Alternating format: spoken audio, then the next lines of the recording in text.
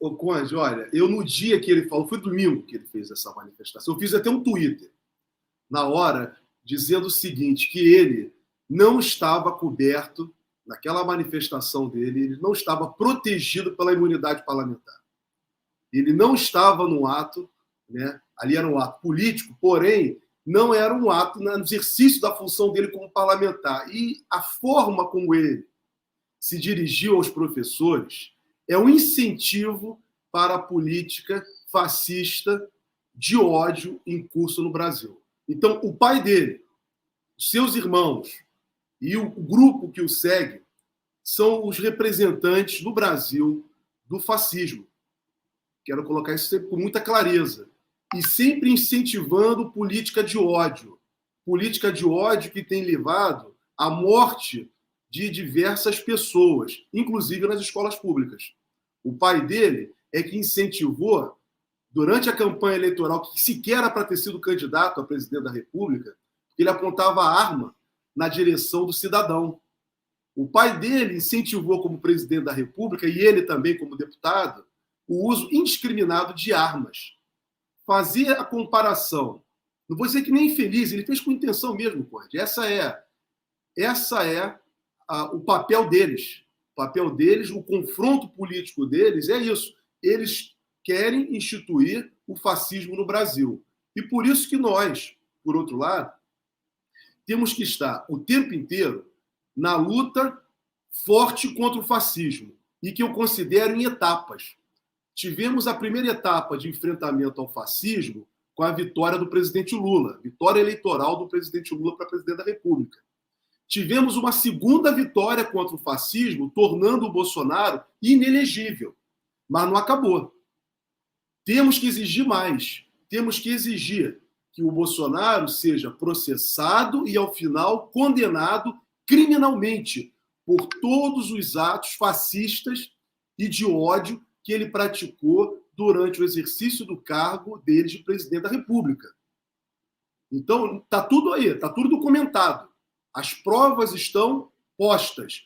Ocorre que o parlamento anterior, na gestão anterior, no mandato, no exercício anterior, quando o Bolsonaro era presidente, e o judiciário também, acobertaram ele. Primeiro que jamais abriram um pedido de impeachment contra Bolsonaro, que violava diariamente a Constituição brasileira.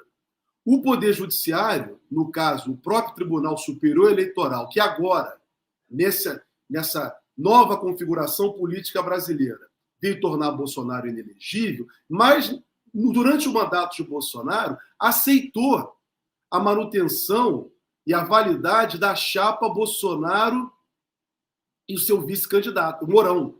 E o Mourão, que era o vice-presidente da República, que praticaram abusos de direito, abuso de poder econômico, reconhecido pelo próprio Tribunal Superior Eleitoral, porém que resolveu não impugnar aquela candidatura, só dizendo que dali para frente queria fazer a exigência dessas regras. Então, nós, como sociedade, toleramos que o fascismo, né, se estabelecesse no Brasil, ao ponto de termos hoje, no parlamento brasileiro, como estamos assistindo, infelizmente, na CPI do MST, na infeliz CPI do MST, e também na CPI dos atos terroristas de 8 de janeiro, deputados fascistas, com comportamento fascista.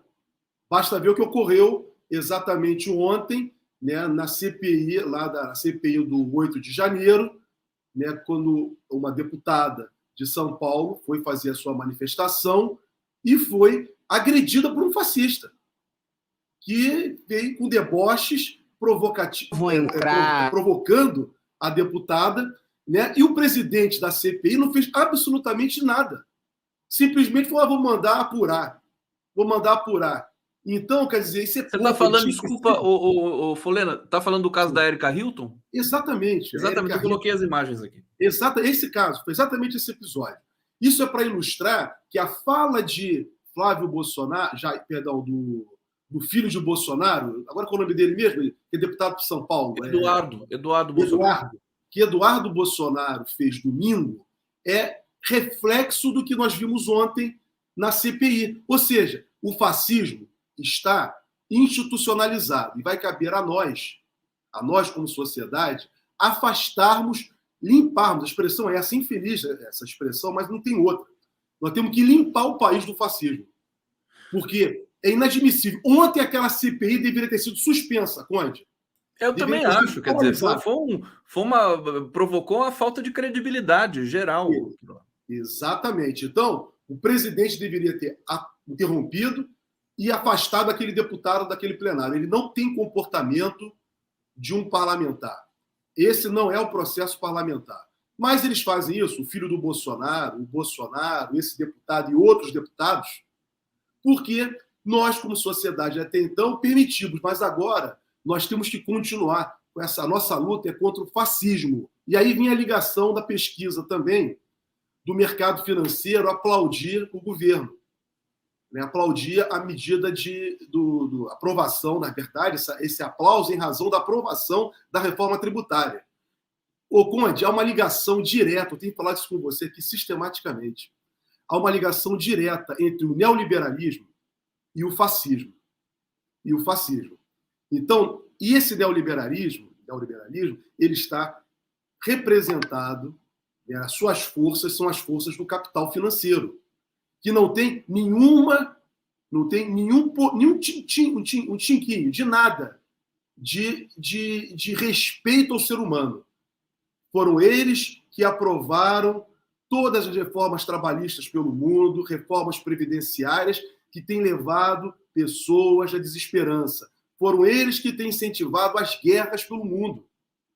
Todo o processo de guerra no mundo. São essas pessoas que estão à frente hoje do mundo, da política mundial, que estão conduzindo. Ou seja, 1% contra 99%. Então, quando eu digo para você que quando eu recebo com muita ressalva, né, a concordância do mercado financeiro com o governo Lula, é porque o presidente Lula não representa...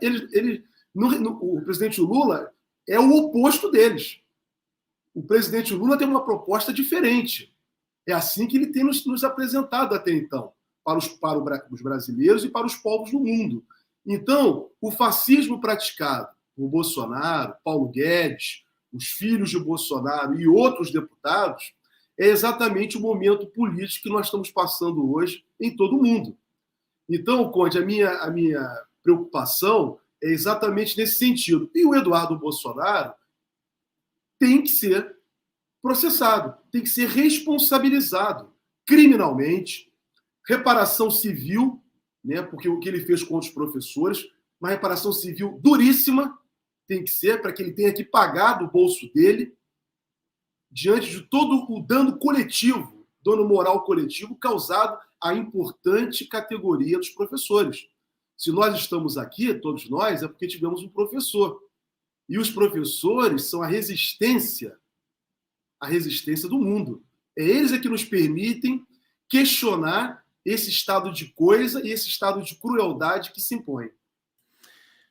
Eu até disse aqui, achei que faltou uma resposta do Ministério da Educação sobre isso. O Ministério da Justiça deu a resposta e o governo como um todo, porque é um ataque frontal. E se eu entendi bem o que você falou, você não quis cravar se ele quebrou o decoro, nada disso, né? Você simplesmente está defendendo a apuração. Eu estou defendendo o contrário, Conde. Por quê?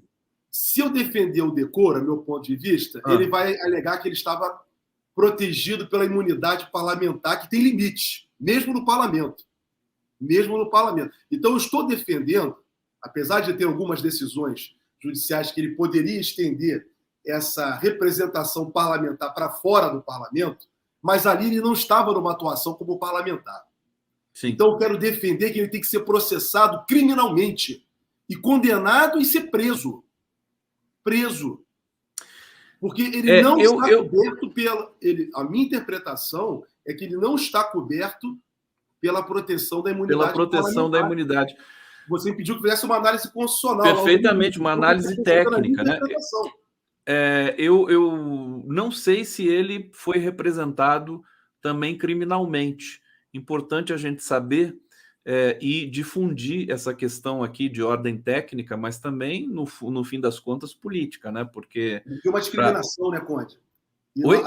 Ele criou uma discriminação. Criou uma discriminação, exatamente. A Constituição, né, um dos objetivos da Constituição, do artigo 3º da Constituição brasileira é exatamente, né, a origem do crime de ódio, né, é baseado na Constituição, no artigo 3º, que fala que o Brasil, né, entre seus objetivos, como República Federativa, não pode permitir discriminação de natureza alguma. E o que ele pregou foi o ódio, mandando pais perseguirem professores. Perigosíssimo. Ele se enquadra na lei criminal do ódio.